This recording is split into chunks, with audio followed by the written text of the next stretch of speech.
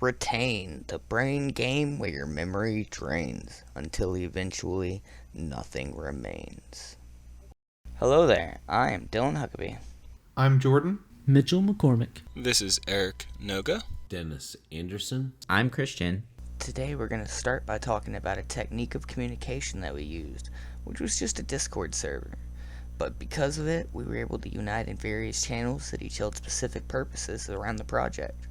This helped us to communicate instantly and effectively, and be able to keep a record of any conversations for those that were unable to respond immediately or any that were busy during the bulk of the conversation. Now, as useful as Discord was to our overall project, there were a few things that were at least as hurtful to us as it was helpful.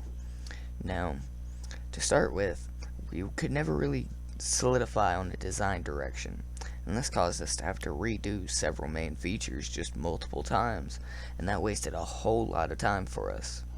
And then our team had a knack for trying to get and use references faster than they were defined, which caused some difficult bug hunting that only showed up in the build but not in the editor. And then this just kind of compounded on our habit of not QAing as often as we should have, and often crunching on the night before a due date, which caused some pretty severe damage to our overall project and definitely our grades. Now, due to the fact that we hadn't planned very far in advance for most of this stuff, when we started to get the art pieces for the project, they were causing some rather unforeseen issues that were comical at best. Thanks to all the aforementioned bugs and problems we had, we ended up learning how to create a reference delay as a way to solve them. And then that one thing ended up solving many hidden bugs that were plaguing our end result. And then we also learned that there's a fake null in Unity, which was built on purpose, and that you need to be aware of, so as not to cause some nasty null reference bugs.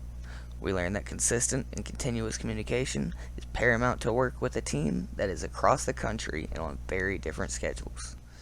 Our game is a puzzle platformer based on Alzheimer's, where the player must avoid hazards wherever possible as they traverse the level, but unlike most games where the player learns new abilities, our player loses them as they progress through the levels and their sickness.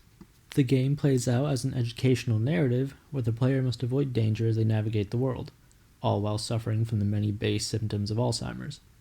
They must attempt to cope with their disease by recovering lost memories and avoiding hazardous conditions. Playing with altered perception, we've created a 3D world for the player to explore while only ever seeing their environment in 2D. While there are similarities between our current version and the original working version, the differences are many.